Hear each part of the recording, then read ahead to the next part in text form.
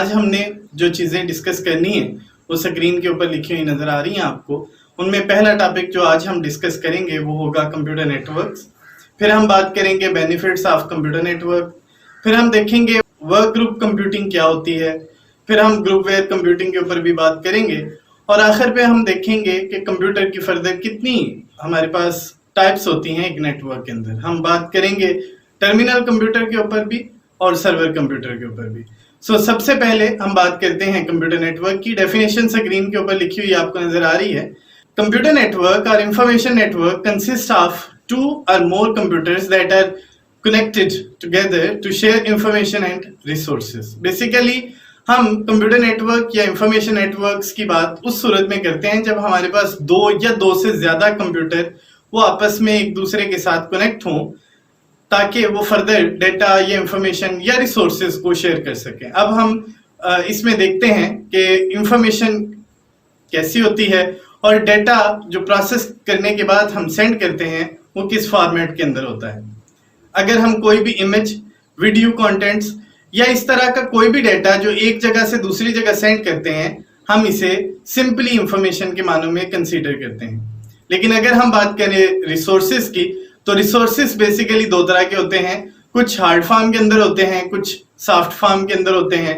Hard form या soft form में जो रिसोर्सेज होते हैं उनमें प्रिंटर, उनमें फाइल्स, उनमें फोल्डर्स या इस तरह की चीजें शामिल होती हैं। हम इनको जब कैटेगराइज करते हैं हार्ड फॉर्म और सॉफ्ट फॉर्म के अंदर तो जो फाइल्स, फोल्डर्स या सॉफ्टवेयर हम शेयर कर रहे होते हैं हम इन्हें सॉफ्ट फॉर्म के अंदर रिसोर्सेज कंसीडर करते हैं और जो डिवाइसेस होती हैं लाइक प्रिंटर, हार्ड डिस्क हम इन्हें हार्ड फॉर्म के रिसोर्सेज के साथ कंसीडर करते हैं। हमेशा याद रखिएगा रिसोर्सेज के जरिए से आमतौर पे हम डेटा को शेयर कर सकते हैं।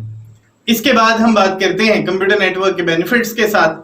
नेटवर्क्स बेसिकली डेटा को एक्सेस करने के लिए इस्तेमाल किए जाते हैं। ये डेटा मुख्तलिफ साइट्स या मुख्तलिफ लोकेशंस के ऊपर पड़ा हो सकता है या बाज़ औक़ात ये एक ही जगह पे पड़ा हो सकता है।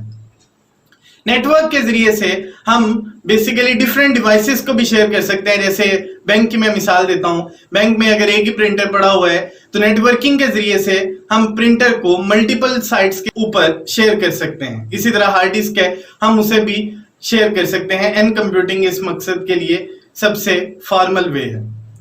नेटवर्क्स बेसिकली डेटा को कम्युनिकेट करने के लिए इस्तेमाल किए जाते हैं और ये डेटा वर्ल्ड वाइड कम्युनिकेट किया जाता है। हम इसे लोकल इन्वायरमेंट के अंदर भी सेंड कर सकते हैं और हम इसे चाहें तो हम इसे ग्लोबली भी सेंड कर सकते हैं। इसके बाद हम बात करते हैं हमारे पास जो वर्क ग्रुप कंप्यूटिंग की इन्वायरमेंट है ये क्या होती है। सबसे पहले शुरू करेंगे इसके अल्फाज के साथ। ये बेसिकली 2 मुख्तलिफ तरह के अल्फाज के साथ मिलके बना हुआ है, वर्क और ग्रुप।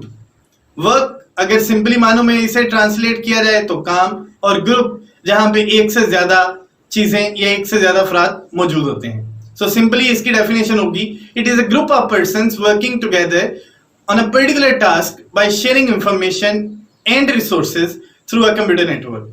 हम बेसिकली एक ऐसे एनवायरनमेंट के अंदर जहां पे एक से ज्यादा अफराद मुख्तलिफ तरह का काम एक ही वक्त में बैठ के कर रहे हों हम इसे वर्क ग्रुप एनवायरनमेंट के नाम से कंसीडर करते हैं। याद रहे वर्क ग्रुप कंप्यूटिंग के अंदर अफराद का डिसिप्लिन जहां पे वो काम कर रहे होते हैं वो एक जैसा भी हो सकता है, मतलब उनके काम की नोयत एक जैसी भी हो सकती है और बाज़ औक़ात वो काम की नोयत मुख्तलिफ भी हो सकती है। वो आपस में इंफॉर्मेशन, रिसोर्सेज या मल्टीपल थिंग्स वो शेयर कर रहे होते हैं। ये एक मीटिंग की इन्वायरमेंट होती है जहां पे आमतौर पे बाज़ औक़ात सिस्टम्स को इस्तेमाल किया जाता है और बाज़ औक़ात सिर्फ इंफॉर्मेशंस को ही शेयर किया जाता है। अब एक ऐसा प्रोसेस जिसमें इंफॉर्मेशन को कंप्यूटर नेटवर्क के अंदर शेयर किया जाता है हम इसे वर्क ग्रुप कंप्यूटिंग के नाम से रिप्रेजेंट करते हैं। इसी का नाम कोलैबोरेटिव कंप्यूटिंग भी है। कोलैबोरेटिव कंप्यूटिंग इसको क्यों कहा जाता है? क्योंकि यहाँ पे बहुत से अफराद एक ही वक्त में मल्टीपल इंफॉर्मेशंस को शेयर कर रहे होते हैं तो हम इसे कोलैबोरेटिव कंप्यूटिंग के नाम से भी कंसीडर करते हैं। इसमें स्क्रीन के ऊपर आपको मिसाल नजर आ रही है, वहां से आप आसानी इस चीज को समझ सकते हैं। इसके बाद हम बात करते हैं ग्रुप वेयर कंप्यूटिंग की। जब हम वर्क ग्रुप एनवायरनमेंट के अंदर होते हैं तो हमें कम से कम एक ऐसा सॉफ्टवेयर रिक्वायर्ड होता है जो वर्क ग्रुप कंप्यूटिंग के ऑपरेशंस को बेहतर तरीके से मैनिपुलेट कर सके। बेसिकली ये एक सॉफ्टवेयर होता है जिसके जरिए से हम बाजुकात एक ही इन्वायरमेंट में और बाजुकात मल्टीपल इन्वायरमेंट्स के अंदर डेटा को कोलैबोरेट कर रहे होते हैं। हम इस सॉफ्टवेयर को ग्रुपवेयर के नाम से रिप्रेजेंट करते हैं। According to the definition, it is a software used for the work group computing. It is used on a computer network, and the researchers can use it to share information about different projects online. हम एक ही वक्त में multiple informations को एक ही site या multiple site से मुराद यहाँ पे प्लेस या लोकेशन है। सो एक ही साइट या मल्टीपल साइट्स के ऊपर हम इंफॉर्मेशंस को सेंड कर रहे होते हैं। अब सपोज करें कंपनी है जिसका हेड ऑफिस वो पाकिस्तान में है और उसके जो सब ऑफिसेज हैं वो मुख्तलिफ शहरों के अंदर हैं या ग्लोबली वो वर्ल्ड के मुख्तलिफ कंट्रीज के अंदर हैं। तो वहां पे जो रिसर्चर्स बैठे हुए हैं जो इंफॉर्मेशन को सर्च करते हैं फिर उन्हें आगे फर्दर आपस में कोलैबोरेट करते हैं, तो उनको एक ऐसा सॉफ्टवेयर एक ऐसा प्लेटफॉर्म चाहिए होगा जिसके जरिए से वो फर्दर कम्युनिकेशन करेंगे, एंड दैट प्लेटफॉर्म और software is called as groupware computing. हम जब भी वर्क ग्रुप कंप्यूटिंग की बात करते हैं तो वहां पे हमें सबसे अहम जो कंपोनेंट या हम सबसे अहम जो टूल यूज करते हैं एज ए सॉफ्टवेयर, हम उसे ग्रुपवेयर सॉफ्टवेयर के नाम से रिप्रेजेंट करते हैं। अब हम बात करते हैं सर्वर कंप्यूटर की। हमारे पास कंप्यूटर नेटवर्क की इन्वायरमेंट के अंदर आमतौर पे दो तरह के कंप्यूटर्स मौजूद होते हैं। एक को हम कहते हैं सर्वर कंप्यूटर और दूसरे को हम कहते हैं टर्मिनल और क्लाइंट कंप्यूटर। जो सर्वर कंप्यूटर होते हैं ये बेसिकली इंफॉर्मेशंस को क्लाइंट कंप्यूटर्स तक पहुंचाने की रिस्पॉन्सिबिलिटी इनके पास होती है। So they are more powerful than the client computer. ये किसी भी नेटवर्क को ऑपरेट करवाने के रिस्पॉन्सिबल होते हैं। सारी की सारी इंफॉर्मेशन इनके अंदर मौजूद होती है और क्लाइंट कंप्यूटर ने इंफॉर्मेशन इनसे एक्सेस करनी होती है ऑन द डिमांड और on the requirements. So server computer provides the response to the client computer on the request. जिस तरह की क्लाइंट कंप्यूटर की रिक्वेस्ट होगी सर्वर कंप्यूटर ने उसी तरह का रिस्पॉन्ड इसको प्रोवाइड करना होता है। So this one is the more powerful computer than the client computer as well. इसकी जो शक्ल है वो आपको स्क्रीन के ऊपर नजर आ रही है। अब हम बात करते हैं दूसरी तरह के कंप्यूटर्स की जो है टर्मिनल कंप्यूटर। हर कंप्यूटर जो एक कंप्यूटर नेटवर्क का हिस्सा है हम उसे टर्मिनल या क्लाइंट या नोड कंप्यूटर के नाम से रिप्रेजेंट करते हैं। This one is the end computer.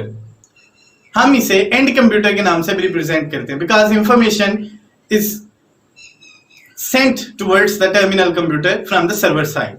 Information जो सर्वर ने पहुंचानी होती है वो क्लाइंट कंप्यूटर या टर्मिनल कंप्यूटर तक पहुंचानी होती है। ये इंफॉर्मेशन को रिक्वेस्ट करके सर्वर कंप्यूटर से हासिल करता है और सर्वर कंप्यूटर इसे रिस्पॉन्ड करता है। जिस तरह की इसकी रिक्वेस्ट होती है उसके मुताबिक इंफॉर्मेशन इस तक सर्वर कंप्यूटर ने पहुंचानी होती है। हम जो personal computer laptop mobile phones जो इस्तेमाल करते हैं these are all terminal computers, और जो हम रिक्वेस्ट करते हैं उसके मुताबिक सर्वर हमें रिस्पॉन्ड कर रहा होता है। लाइक आप मोबाइल लैपटॉप या कंप्यूटर के ऊपर कोई भी एड्रेस देते हैं, लाइक आपने लिखा www.google.com, तो गूगल का पेज ओपन करने के लिए जो रिक्वेस्ट आपने की सर्वर उसे रिस्पॉन्ड करता है और गूगल का पेज खुल के आपके डिवाइस की स्क्रीन के ऊपर आपको नजर आ जाता है।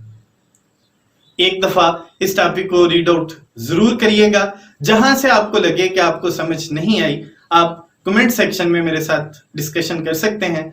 मुलाकात होगी इंशाल्लाह अगले लेक्चर के साथ। अपना ख्याल रखिएगा। अल्लाह निगहबान।